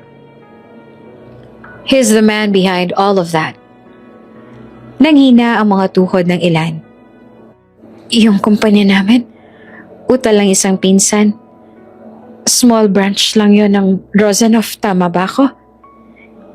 "Yes," sagot ng lalaki. "A very small one. Kahit mawala ang small branch na yon, hindi yon makakaapekto sa mga Rosanov. Dahil ang kumpanya na pinamamalakaran ni Mr. Stellan Rosanov ay napakalaki at lawak." Nanatili lang na tahimik si Roy. Hindi niya ipinagyabang. Hindi rin siya ngumiti ng mapanglait. Ngayon na lumantad na ang katotohanan tungkol sa kanya. Hinayaan niya lang ng ibang tao ang magsabi sa kanila ng totoo.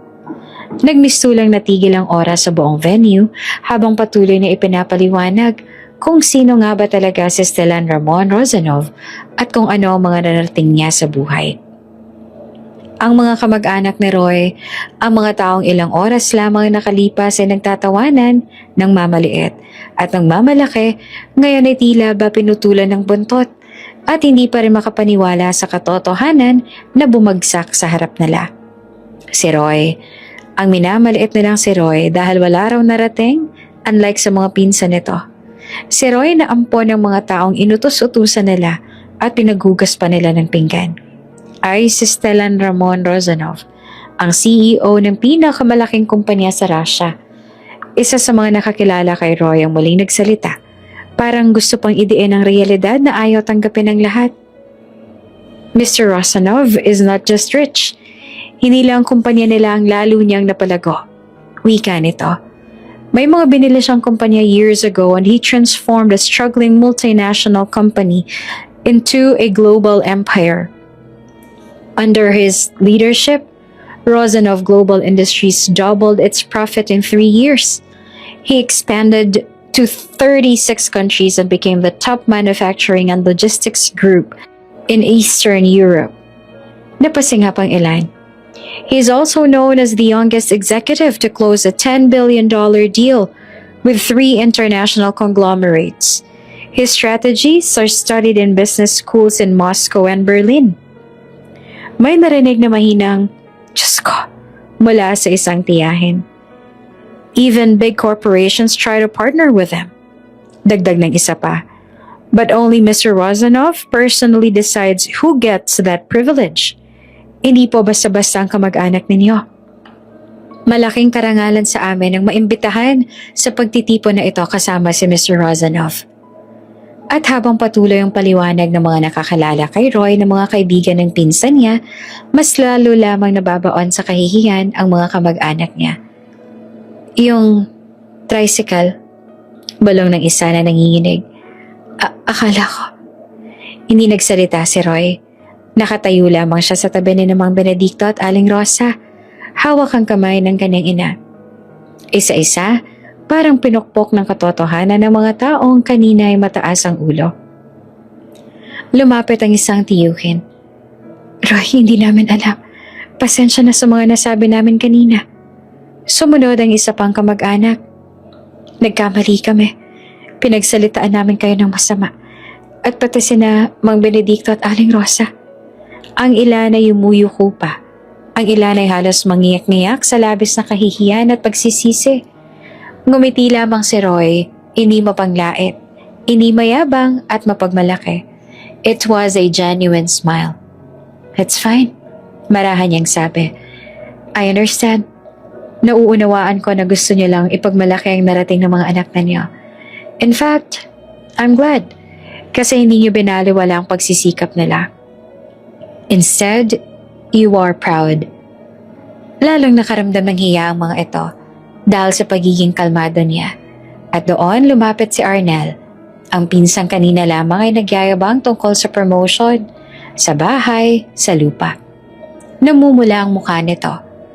Roy, mahinang sabi nito. Pasensya na. Ang kapal ng mukha ko kanina. Hindi ko alam kung sino ka talaga. Saglit itong tumigil at saka yumuko. I'm really sorry. Tahimik ang lahat. Waring natatakot ng iba para kay Arnel. Ngunit ngumiti si Roy. It's okay, Arnel. Ngunit tila may iniisip pa si Arnel. Nanginginig ang boses itong muling nagsalita. Roy, please. Huwag mo sana akong tanggalan sa trabaho. Yung company na pinagtatrabahuan ko, branch pala ng kumpanya niyo, kayang-kaya mong kontrolin ang lahat doon. Mahina nitong dagdag. Kailangan ko yon para sa pamilya ko. Saglit na tumahimik si Roy bago siya tumawa ng mahina. Why would I fire you? Tanong niya. I know everyone needs a job, and I'm not here to destroy anyone's life. Nakahinga ng maluwag si Arnel dahil sa ginhawa. Thank you. Thank you, Roy. Sa paligid nila ramdam ang bigat ng kahihiyan. Ang mga taong minsang nagmataas ngayon ay hindi na makatingin ng diretsyo. Tahimik ang lahat matapos ang naganap sa reunion. Ang mga dating maiingay, mayayabang at mapangmata na kamag-anak, ngayon ay tila nawala na ng boses. Wala nang halakhakan, wala nang mapanlait na biro. Ang natira na lamang ay isang napakabigat na pagsisisi. Dahil sa wakas, malinaw na sa kanila kung sino talaga ang taong kanilang minamaliit. At mas masakit pa roon, huli na ang lahat. Hindi nila maaaring bawiin ang mga salitang binitawan. Hindi nila maaaring burahin ang mga panghahamak. Hindi nila maaaring itama ang mga tingin at tawa na ipinukol nila kina Mang Benedicto, Aling Rosa at kay Roy. Ang taong pinaghugasan nila ng pinggan. Ang batang tinawag nilang walang narating. Ang banyaga na sinabing walang naipundar. Siya palang pinakamakapangyarihang tao sa kanilang harapan. Kinabukasan, habang nag-uumpukan ng mga kamag-anak sa labas ng bahay na ginanap ang reunion, biglang may huminto sa isang itim na mamahaling sasakyan sa kalsada. Tahimik ang makina, kumikinang ang pintura, at sa pintuan ay bumaba ang isang lalaki na nakasuot ng maayos na suit. Good afternoon. Magalang nitong bate. I'm Mr. Rosanov's assistant. Napatigil ang lahat. Rosanov? Balo ng isa. Si Roy? Tumango ang lalaki.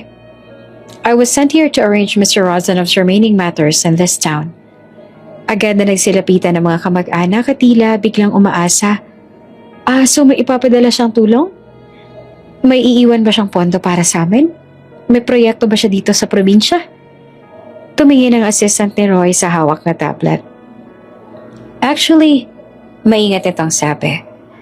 Mr. Rosanov originally planned to fund several livelihood programs for this community.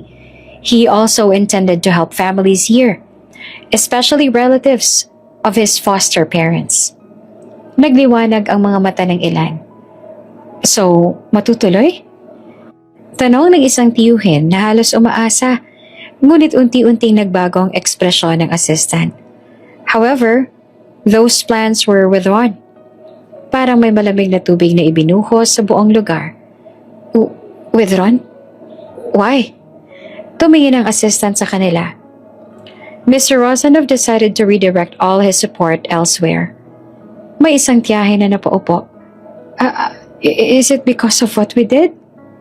Hindi na kailangang sumagot ang assistant. Alam na nila. Alam nila ang bawat pangiinsulto, bawat tawa, bawat utos kay Mang Benedicto at Aling Rosa, at bawat pangmamaliit kay Roy. Iyon ang mismong pumunit sa pagkakataon nilang magkaroon ng tulong. Sa pagkakataon nilang mas umangat pa sa buhay. Sa pagkakataon nila na makatanggap ng mas malaki pang oportunidad. Hindi dahil galit si Roy, kundi dahil pinili nitong wag nang tumulong sa mga taong hindi naman marunong rumispeto. Samantala, sa maliit na bahay ni Mang Benedicto, tahimik na nag-empake si Aling Rosa. Hindi pa rin po ako makapaniwala. Marahang sabi nito, habang tinutupi ang mga damit, na darating ang araw at lilisanin natin ang lugar na to. Pero magiging masaya naman tayo kasi makakasama na natin si Roy at ang pamilya niya. Maya-maya pa'y pumasok si Roy, na base pa lang sa kasuotan na halatang mamahalin ay alam mo nang mula sa kilalang pamilya. Ma, pa, wika niya. The car will be ready soon. We'll go to Manila first, then fly to Russia. Tumingin sa kanyang mag-asawa, may lungkot at may tuwa. Hindi na ba tayo babalik dito? Tanong ni Aling Rosa. Bibisita pa rin po tayo rito. Hindi pa rin po natin tuluyan na tatalikuran ng lugar na kinalakihan ko.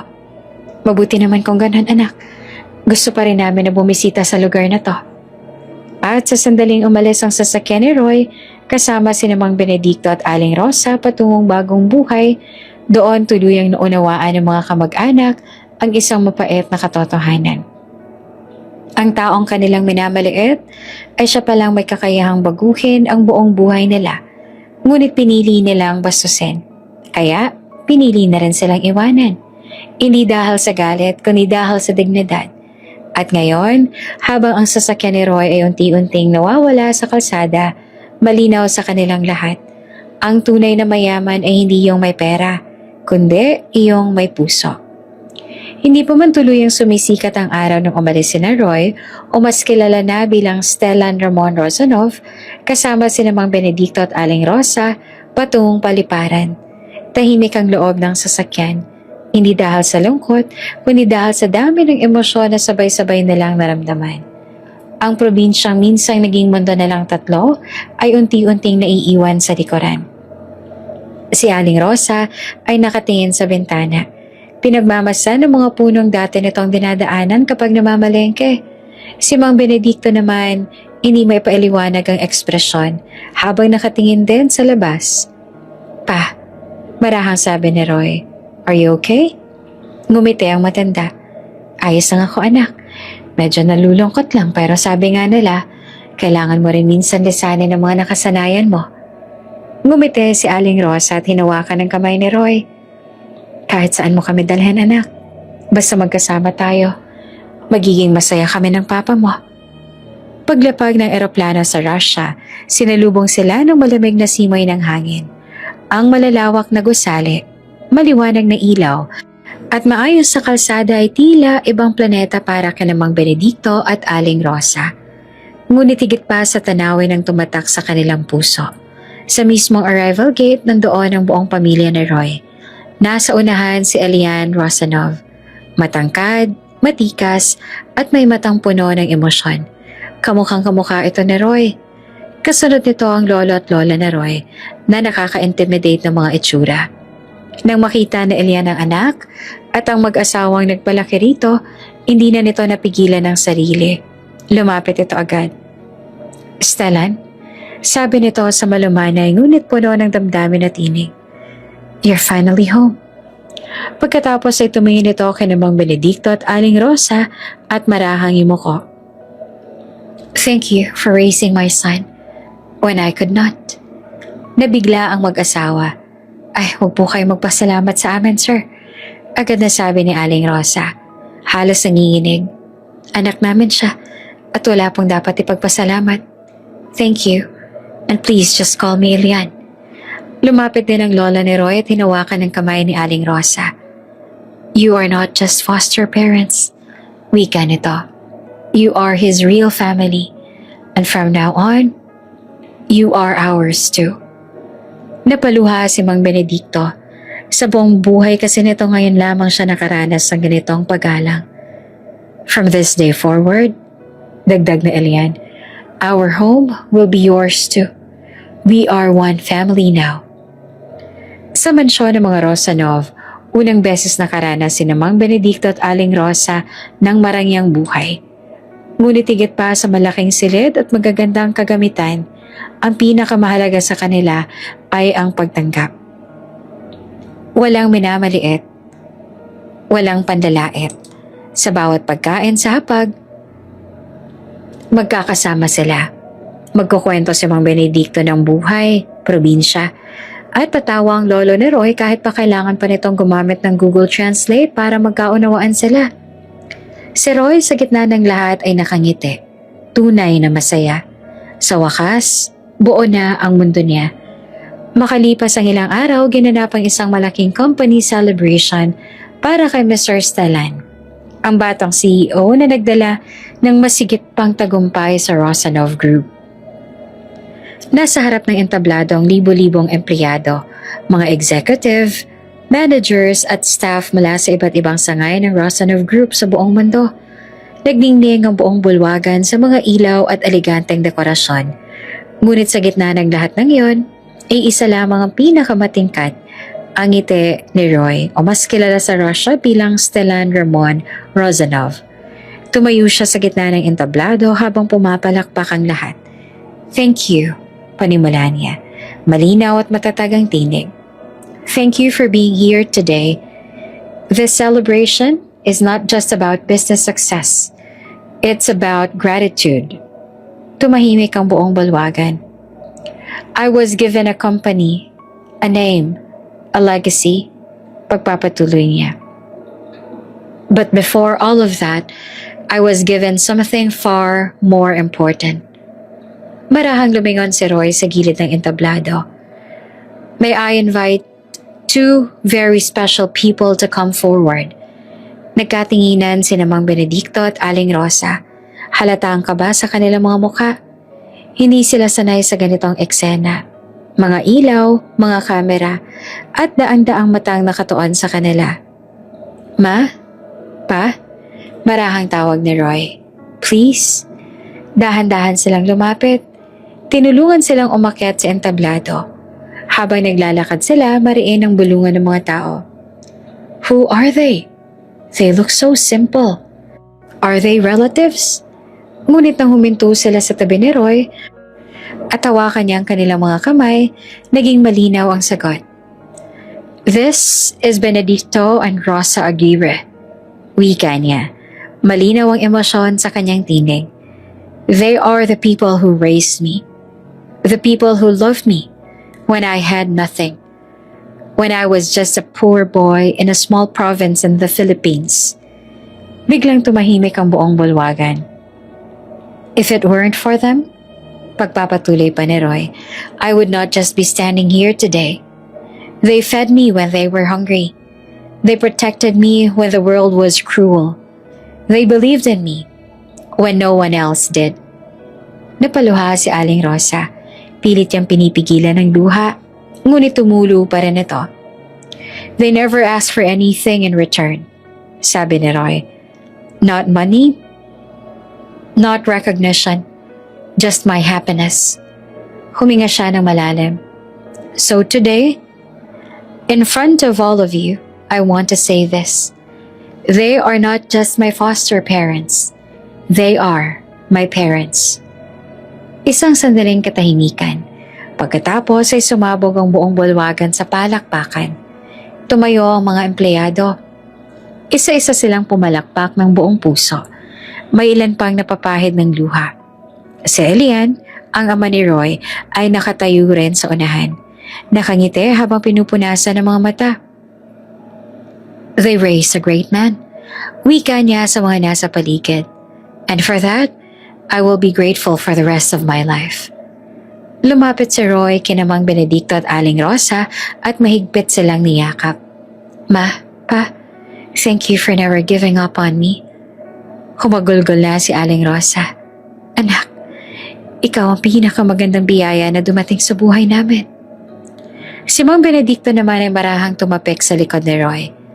Kahit saan ka magpunta anak, ikaw pa rin ang nag-iisa naming anak. Ngumiti naman si Roy, habang ang buong mundo ay tila nasa mga bisig ng dalawang taong nagmahal sa kanya ng walang kondisyon.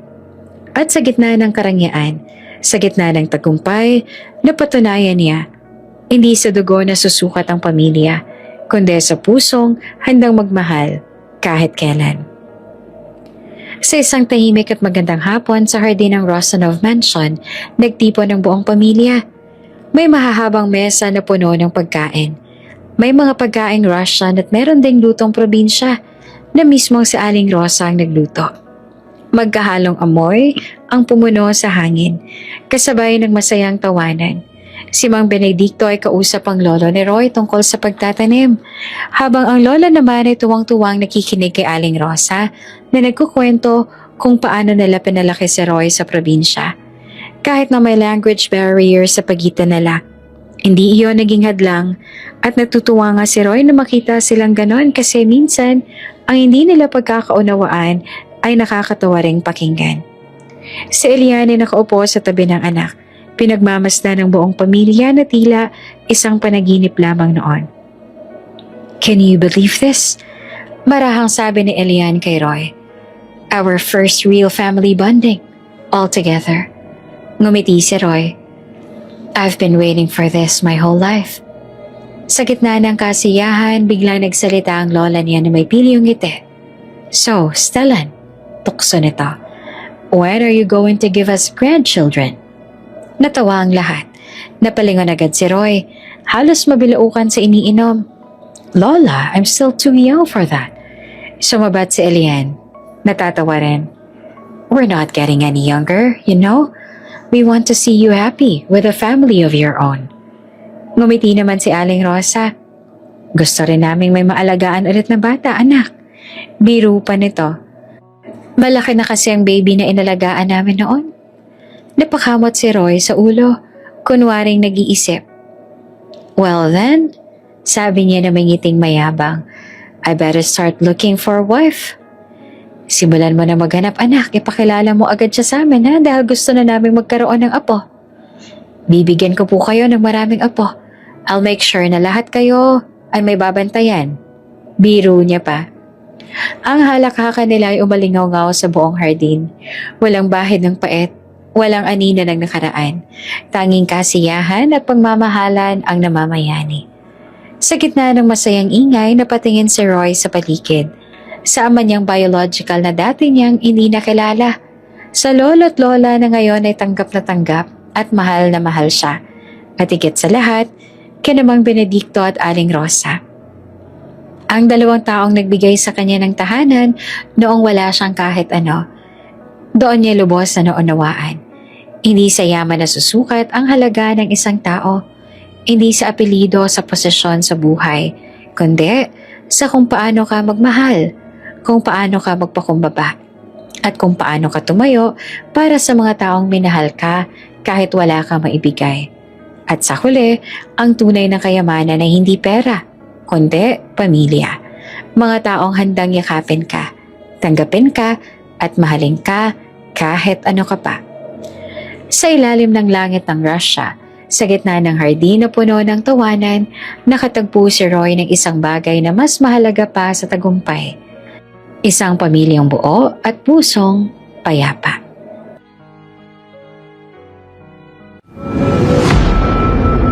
Kung bago ka pa lang sa channel na ito, Ate Jane TV, huwag kalimutang pindutin ang notification bell and subscribe button.